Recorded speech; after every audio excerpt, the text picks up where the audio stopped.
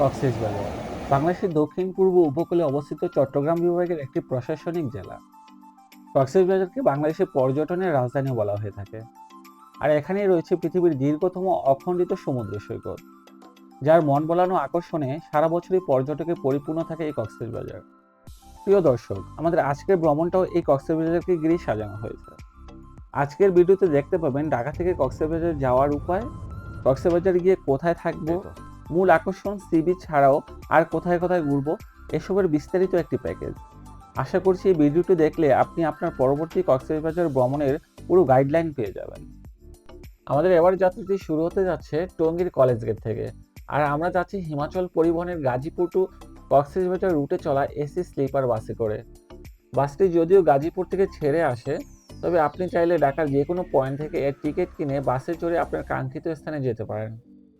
আর যারা ট্রেনে যেতে চান, তাদের যাওয়ার কাঙ্ক্ষিত তারিখের 10 দিন আগে অনলাইনে অথবা সরাসরি রেলওয়ে স্টেশন থেকে টিকিট কাটতে হবে। আমাদের বাসটি টঙ্গীর কলেজ গেট থেকে আনুমানিক রাত 9টায় যাত্রা শুরু করে কক্সবাজারের উদ্দেশ্যে। আর এক্ষেত্রে আমাদের জনপ্রতি স্লিপার বাসের ভাড়া পড়েছে 1600 টাকা করে। তবে স্লিপার বাস ছাড়াও অনেক পরিবহন আছে যার ভাড়া পড়তে পারে প্রায় 1000-এর মধ্যে। আর এসি বাস হলে ভাড়া কিছুটা বাড়তে পারে। এবারের যাত্রায় আমাদের সফর সঙ্গী ছিলেন আমার মা ও বড় বোন, আর সেই জন্যই তাদের সুবিধার্থে স্লিপার বাসে চড়া। রাতের আধার ভেদ করে আমাদের গাড়ি সঠিক গন্তব্যের দিকে এগিয়ে যাচ্ছে। প্রায় রাত 2টার দিকে যাত্রা বিরতির জন্য কুমিল্লা মিয়ামি রিসোর্টে আমাদের বাসটি থামলো। যাত্রা বিরতির সময় 20 মিনিট। আমরা সবাই নেমে ফ্রেশ হই এবং কিছুটা স্ন্যাক খাই, আর নিজেদের একটু চাঙ্গা করতে কফি পান করি। রিসোর্টের এই গাছগুলোতে রাতের পাখির কিচিরমিচির শব্দ আমাদের বাড়তি একটু আনন্দ দিল।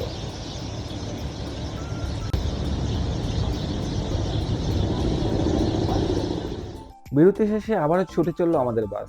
ডিয়ার ভিউয়ার্স, আপনাদের কাছে রিকোয়েস্ট রইল আমার চ্যানেলটি সাবস্ক্রাইব করার জন্য। এই যে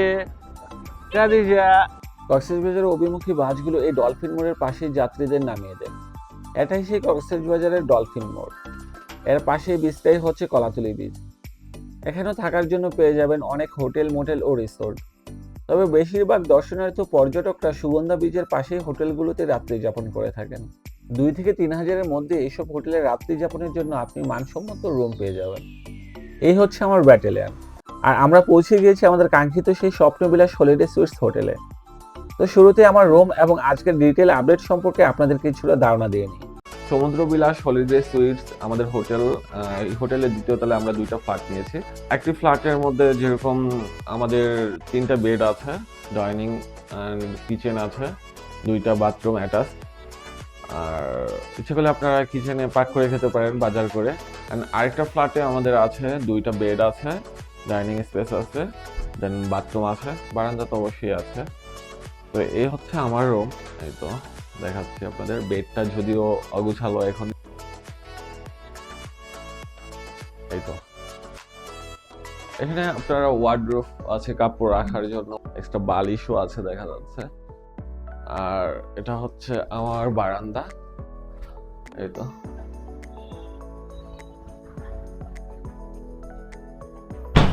তো গাইস, আমি মনে করি যে কক্সবাজার এসে যদি দরদাম করে আপনারা হোটেল বুক করেন, সেক্ষেত্রে আপনারা কিছুটা ছাড় পেতে পারেন। কারণ যদি আপনারা ঢাকা থেকে অনলাইনে বুক করেন, সেক্ষেত্রে দেখা যাচ্ছে যে একটু কম্পেয়ার করলে মানে রেন্টটা একটু বেশি পড়ে যায়।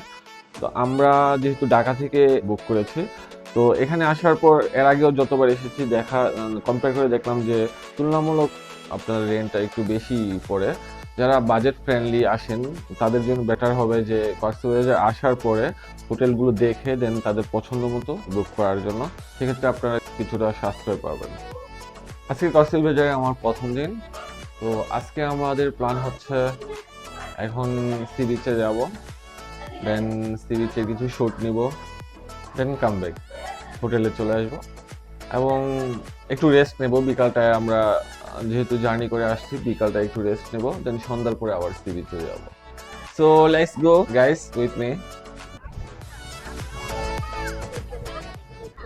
আমার ডান পাশে যেটা, এখান থেকে 500 মিটার সামনে লাবণী সি বিচ, এবং আমি যেখানে দাঁড়াচ্ছি এটা হচ্ছে সুগন্ধা সি বিচ, এবং আমার বাম পাশে যেটা আছে সেটা হচ্ছে কলাতলি সি বিচ। তুলনামূলকভাবে কলাতলি বিচ থেকে সুগন্ধা বিচ এবং লাবণী বিচে দর্শনার্থীর ভিড় বেশি পরিলক্ষিত হয়ে থাকে। কারণ এই বিচের পাশেই হোটেল এবং রিসোর্টগুলোতে পর্যটকরা থাকার জন্য তাদের রুম নিয়ে থাকেন। মন খারাপকে ছক্কা মারার জাদুকরী ঔষধ হচ্ছে এই সি বিচ। বালুকাময় এই সমুদ্র সৈকতে বসলে যে কারো মন ভালো হতে বাধ্য। ছোট বাচ্চা থেকে বয়োবৃদ্ধ সবাই এই সমুদ্রের পানিতে তাদের গা ভিজিয়ে নিচ্ছেন। কেউ কেউ টিউব নিয়ে জলের উপর ভেসে বেড়াচ্ছেন। এইসব টিউব ঘন্টা প্রতি ৮০ থেকে ১০০ টাকা করে নিয়ে থাকে। অনেকে আবার স্পিড বোট ভাড়া করে তাদের সমুদ্রের ঢেউয়ের সাথে নিজেকে দুলিয়ে নিচ্ছেন। কেউ সাগর জলে নিজেকে উজাড় করে স্নানে ব্যস্ত, আবার কেউ কেউ ছাতার নিচে নিজেকে সঁপে দিয়ে সমুদ্রের মোহিত রূপ অবলোকন করছেন। কক্সবাজার সমুদ্র সৈকতটি পৃথিবীর দীর্ঘতম অখণ্ডিত সমুদ্র সৈকত। এই সমুদ্র সৈকতের বৈশিষ্ট্য হলো পুরো সমুদ্র সৈকতটি বালুকাময়। এর কোথাও কাদার অস্তিত্ব খুঁজে পাওয়া যায় না। কক্সবাজার সমুদ্র সৈকত একটি মায়াবী ও রূপময়ী সমুদ্র সৈকত। প্রতিদিন প্রতিক্ষণ এর রূপ পরিবর্তন হয়। শীত, বর্ষা, বসন্ত, গ্রীষ্ম এমন কোনো ঋতু নেই যখন সমুদ্র সৈকতের চেহারা বদলায় না। প্রত্যুষে একরকম তো মধ্যাহ্নে এর রূপ অন্যরকম হয়। আর প্রতিদিন অসংখ্য দেশি বিদেশি পর্যটক ছুটে আসেন এর মোহনীয় সৌন্দর্য উপভোগ করতে। তো দর্শক, রাতের সি বিচের রাস্তার পাশে এই দোকানগুলোতে দোকানিরা পসরা পেতে বসে আছেন এখানে ঘুরতে আসা দর্শকদের জন্য। আপনারা ইচ্ছা করলে বাড়ির জন্য এখান থেকে ঝিনুকের অর্নামেন্টস, শুটকি কিংবা বার্মিজ আচার কিনে নিতে পারেন। চলে আসলাম আবারও রাতের সমুদ্রের গর্জন শুনতে। বেসিক্যালি আমাকে রাতের এই সমুদ্রের গর্জনই সমুদ্রের পাশে টেনে আনে বারংবার। যারা সমুদ্র বিলাসী তারা কিন্তু রাত্রের সমুদ্রের আরেক সৌন্দর্য অবলোকন করে। ডিয়ার ভিউয়ার, আজকের মতো এখানেই বিদায় নিচ্ছি। কক্সবাজারের পরের দিনগুলোর ঘোরাঘুরির এপিসোডগুলো দেখার আমন্ত্রণ রইল। সে পর্যন্ত ভালো থাকুন, টেক কেয়ার।